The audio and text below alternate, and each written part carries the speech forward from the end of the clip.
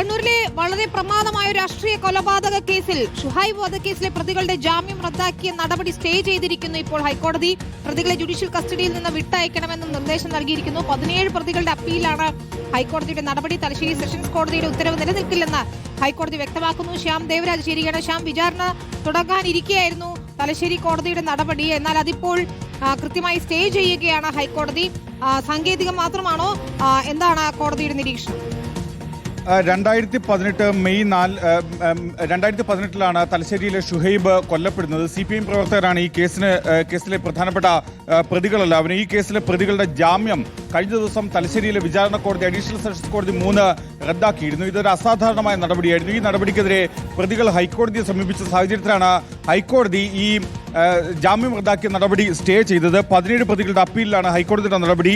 Thalassery sessions കോടതിയുടെ ഉത്തരവ് നിലനിൽക്കില്ല എന്നാണ് ഹൈക്കോടതി നിരീക്ഷിക്കുന്നത്. ജസ്റ്റിസ് കൗസറുടെ ഭാഗത്ത് അധ്യക്ഷനായ സിംഗിൾ ബെഞ്ചിന്റേതാണ് നടപടി. റിമാൻഡ് നിലനിൽക്കില്ലെന്ന് ഉത്തരവ് വായിക്കുമ്പോൾ തന്നെ മനസ്സിലാകും എന്നാണ് ഹൈക്കോടതി അഡീഷണൽ സെഷൻസ് കോടതിക്കെതിരെ ഉയർത്തിയ വിമർശനം. പ്രതികളെ ജുഡീഷ്യൽ കസ്റ്റഡിയിൽ നിന്ന് വിട്ടയക്കണം എന്ന നിർദ്ദേശവും കൂടി ഹൈക്കോടതി നൽകുകയും ചെയ്യുന്നുണ്ട്. തലശ്ശേരി സെഷൻസ് കോടതിയിൽ നിന്ന് ഹൈക്കോടതി രജിസ്ട്രി വിശദീകരണം തേടണമെന്ന നിർദ്ദേശവും കൂടി സിംഗിൾ ബെഞ്ച് നൽകിയിട്ടുണ്ട്. പ്രതികളുടെ ജാമ്യാപേക്ഷയുടെ പകർപ്പ് സെഷൻസ് കോടതിക്ക് സീൽ വെച്ച കവറിൽ ഹൈക്കോടതി രജിസ്ട്രി കൈമാറണം.